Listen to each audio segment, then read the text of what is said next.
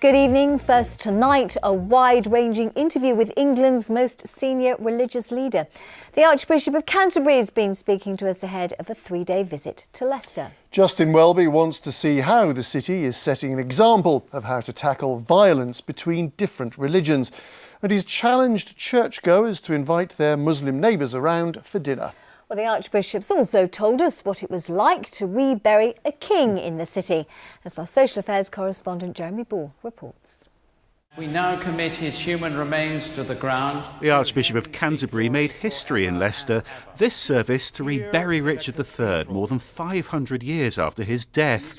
But tomorrow Justin Welby returns on a very different mission. Come in. In the Archbishop's office at Lambeth Palace, he told me why he's spending the next 3 days here to see how the Leicester diocese is putting words into action. Leicester is one of the dioceses of the Church of England that is growing in numbers, more people coming to church every year.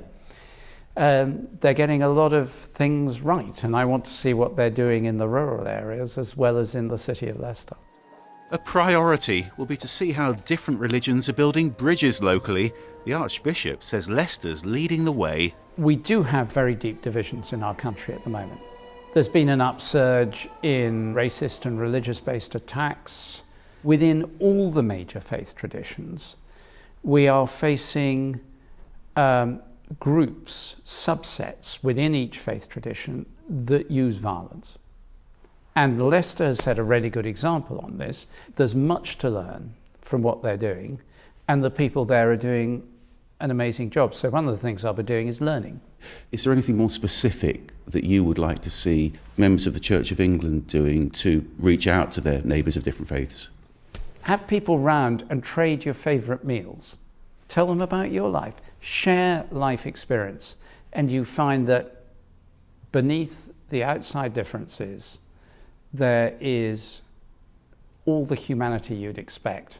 You share your Christian faith, they share their Muslim faith, you listen carefully to each other. And tackling poverty is another big concern for Justin Welby.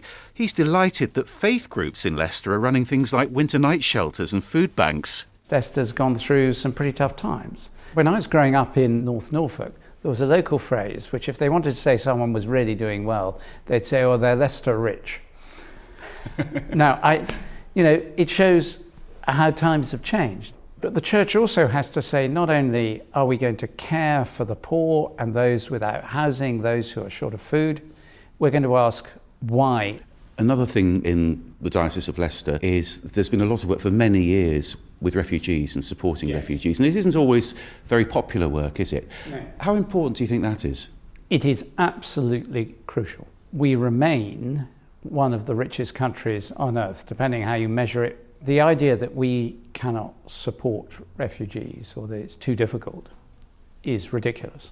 And the Archbishop's going to visit another place where you won't find much public sympathy. So why is he going to Leicester Prison?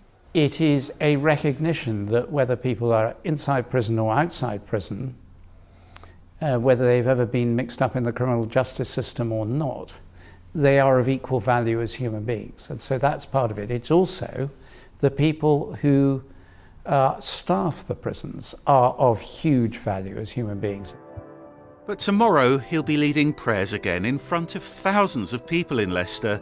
The first time he's done that since reburying Richard III. It's funny, I was pretty nervous before that service. It was very moving in a funny way that this king who died in 1485 was being properly buried in a dignified and proper way. It was a deeply moving service. And also what was so exciting was the sense of the city coming together around that. Really, really good.